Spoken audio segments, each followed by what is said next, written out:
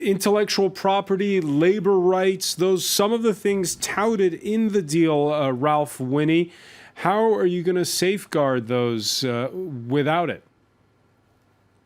Well, I think Donald Trump is going to negotiate new trade deals that are going to be in the beneficial interests of the American people.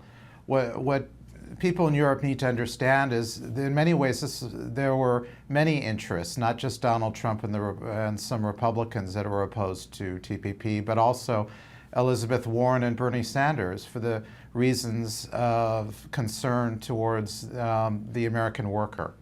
And as we see in the industrial Midwest, they're lacking jobs. And this idea of globalization has really hurt the American industrial worker. So it's going to be incumbent on Donald Trump to renegotiate. Explain that for us. How does scrapping TPP bring more jobs back to the United States?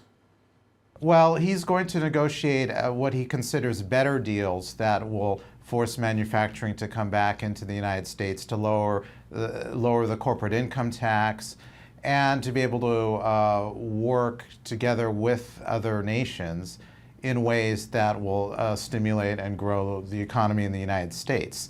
The idea is people have to want to invest in the United States, and we've got to reduce regulations. We've got to ensure that coal as an industry thrives in the United States. We've got to grow and to continue to develop the shale and oil and gas markets in the United States, which the Chinese and the Russians have been wanting to exploit, but because of environmental and other regulations in this country, we're sort of hamstrung in developing and promoting our energy industry. When you say better deals, are you talking about multilateral deals like the one that's in the process of being scrapped, or will it just be one-to-one bilateral deals between nations? I think that remains to be seen. I think what Donald Trump has said is he wants fair trade. He's not opposed to engaging and working with other nations. The number one interest is the American people, and ensuring that these deals that he does sign with other nations will ensure jobs for American workers. Linda Ray, so that's why I think. Let me bring in Linda Ray on this. Linda, are you convinced by Ralph Winnie that better deals can be fleshed out?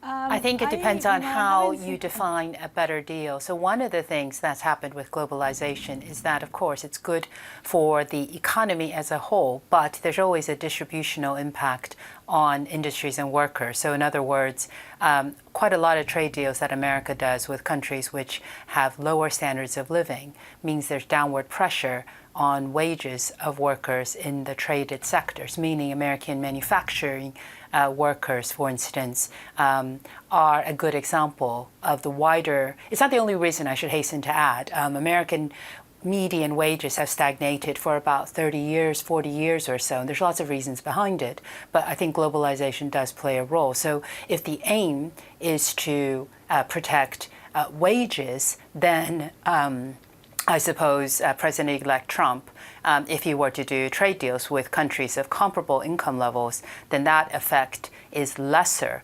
But I think the key here is still, is President Trump going to be able to get more benefits from trade, which tends to come from trading with nations that you can have which are quite different from your own country, because that tends to mean you can import things that you need, you can sell more to global markets, in markets which are underserved. So there's a reason why these trade deals are big and regional and encompass countries of a lot of different income levels, because they tend to get the most benefit.